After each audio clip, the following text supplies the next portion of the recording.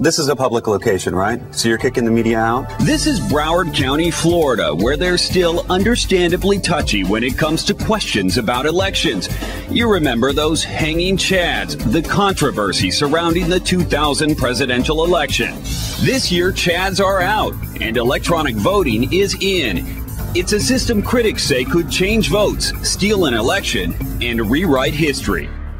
There's been demonstrations, time after time, of how easy it is to flip a vote. We were able to control the votes going into the server. It's mind-blowing. It's a scandal that they were allowed to get away with this. The more you look, the worse it gets. This year, millions of votes will be cast on electronic voting machines like these, and in many states, they may be your only option. But how do you know if your vote's really being counted? How do you know these machines haven't been hacked? How do you know your vote matters at all? Your vote goes in, a number comes out, and nobody in America knows what happens really inside that box. Brad Friedman started investigating e-voting the day after the 2004 presidential election. Now he publishes the Brad Blog, an online clearinghouse for information about the potential pitfalls of electronic voting. I was a guy who saw something that didn't make sense and made noise about it. What he saw was a democratic process broken and in serious danger, with election results that can be stolen on a single memory card.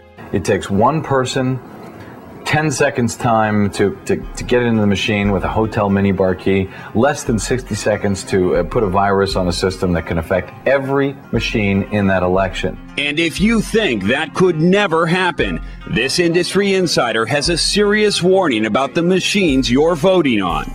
And understand that fixing an election is a fairly easy thing to do. People think this is a very complicated thing to fix an election. It's not.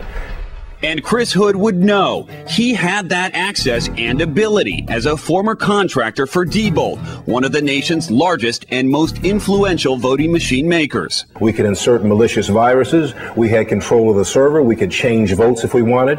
Didn't say that happened, but we had that ability, and we should have never had that ability. But now he has the ability to speak out, and he is, appearing on camera for the first time because Chris Hood is concerned about the integrity of your vote when it's cast on e-voting machines. So I'm going to vote. And especially here in Broward County, Florida, where he's casting his ballot on an e-voting machine he does not trust at all. I don't want to discourage anyone from voting when I say this. You're going to stop us from meaningful voter observation. Is that what you're saying? But I predict one of the biggest disasters in American history with this vote.